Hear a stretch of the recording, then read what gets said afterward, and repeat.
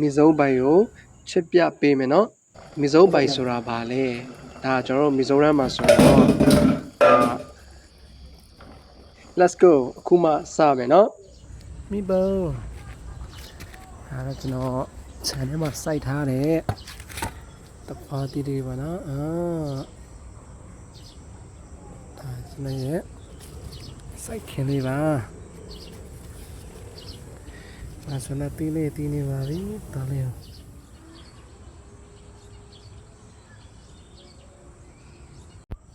ဒါမြင်တွေ့နေရတဲ့ပင်လေးတွေကတော့channel မှာစိုက်ထားတဲ့ဟာလေးတွေပေါ့နော်ဒါတော့ကိုယ့်တကူရေးစားတက်ကတော့လုံးလောက်ရှိပါတယ်ဒါအပြင်မှာဈေးမှာဝယ်ရင်တော့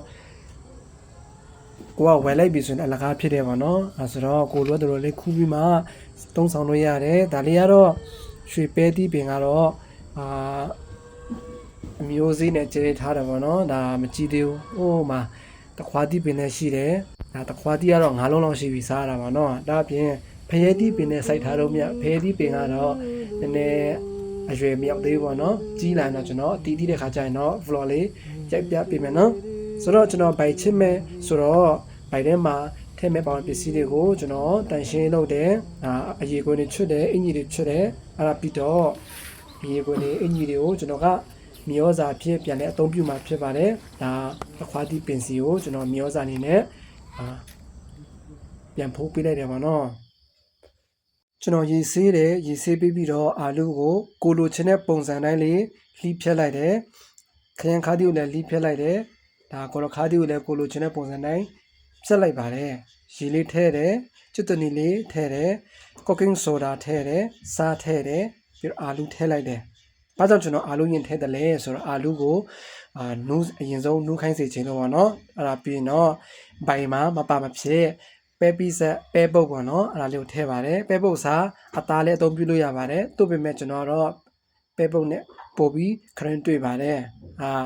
ပဲပုတ်ထည့်ပြီးရေဆူလာပြီဆိုရင်တော့ခေါ်ရခါတီးရဲ့ခန်းခါတီးကိုကျွန်တော်ထည့်လိုက်မယ်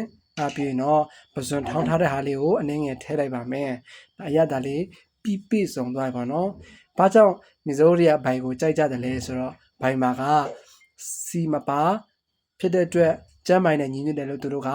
သတ်မှတ်ကြပါတယ်ဆိုတော့ဒါတကယ်လဲကျမ်းမိုင်နဲ့ညီညွတ်ပါတယ်တဘာဝအတိုင်းထွက်ရှိလာတဲ့အရာသားလေးနဲ့ကျွန်တော်တို့ထမင်းပူလေးနဲ့သုံးဆောင်လိုက်မယ်ဆိုရင်တော့တကယ်အရာသားရှိလာတဲ့ဟင်းတစ်ခွက်ကိုရရှိမှာဖြစ်ပါတယ်ကျွန်တော်တို့မြန်မာနိုင်ငံမှာဆိုရင်ငပိဟာမပါမဖြစ်ဟင်းတစ်ခွက်ဖြစ်တယ်လို့မီဇိုရမ်မှာကတော့ဘိုင်ကမပါမဖြစ်ဟင်းတစ်ခွက်ဖြစ်ပါတယ်ကြည့်ရှုပေးကြလို့ကျေးဇူးတင်ပါတယ်ခင်ဗျာ